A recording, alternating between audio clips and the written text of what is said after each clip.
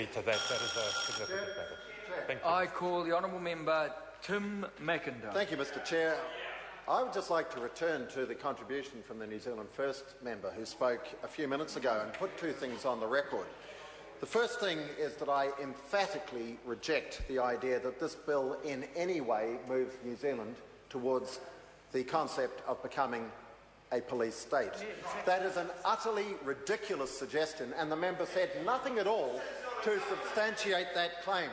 The second thing I'd like to point out to that member is that through successive elections, the party that he represents, New Zealand First, has lectured the electorate continuously on law and order issues and consistently told the rest of us that we're not strong enough on law and order and that we need to give the police more powers and that we need to crack down on this, that and the other thing. And when they get their first opportunity in the new parliament to demonstrate that conviction, what happens? They run the other way. They completely turn tail on it, and I hope that the electorate is listening to them, because when they get given the chance to demonstrate the courage of their convictions, they are shown not to have them.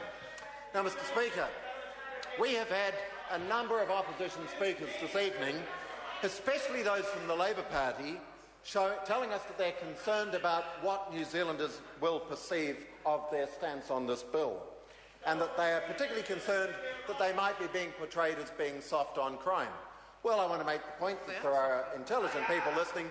They'll reach their own conclusions about that without us having to tell them.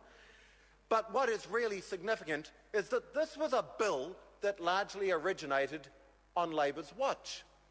And they suddenly turn out now and are distancing themselves as far as possible from it when they forget that this originated as a result of a very clear recommendation from the Law Commission back in 2007 while they were in government, and much of the work that we are seeing through to its completion now originated on their watch. Mr. Chair, I want to correct David Parker's assertion that the member for Tauranga, when he was speaking earlier, suggested that the bill doesn't extend police powers. In fact, the point that Mr. Bridges was making was that the government has been at pains throughout this process and in the Select Committee to avoid extending police powers unjustifiably and without adequate constraints.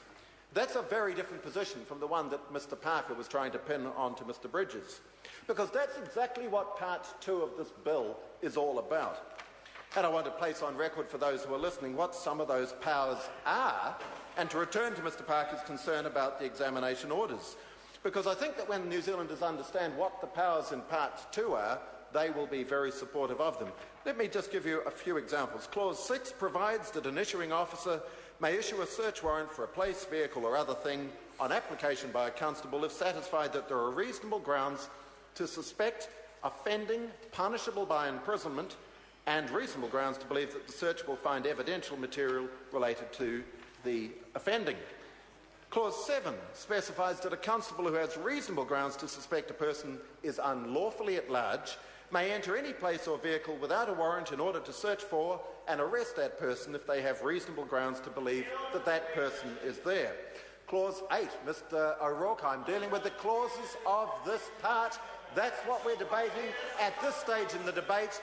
That's what you have just spoken in opposition to, and I'm letting New Zealanders know what you've just opposed. Because Clause 8 authorises a constable to enter a place or vehicle without a warrant to search for and arrest a person if they have reasonable grounds to believe that the person is there and reasonable grounds to suspect that the person has committed an imprisonable offence and believe that an immediate entry is necessary to prevent the person from leaving or interfering with evidential material. And so it goes on. That's what this part is all about. That's what we're debating at this point in the debate. New Zealanders will welcome these measures as sensible and appropriate for public safety and effective administration of justice. So let me turn to the examination orders that Mr. Parker was so concerned about.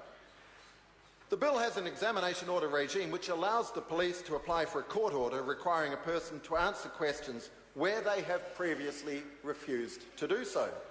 Examination orders are intended for use to investigate particularly complex crimes, and we've had some discussion of what some of those are in our recent history and just how important that issue is. The Serious Fraud Office currently has the power to apply for examination orders, and the bill will also allow police to apply for them. I call the honourable member Charles Chauvel.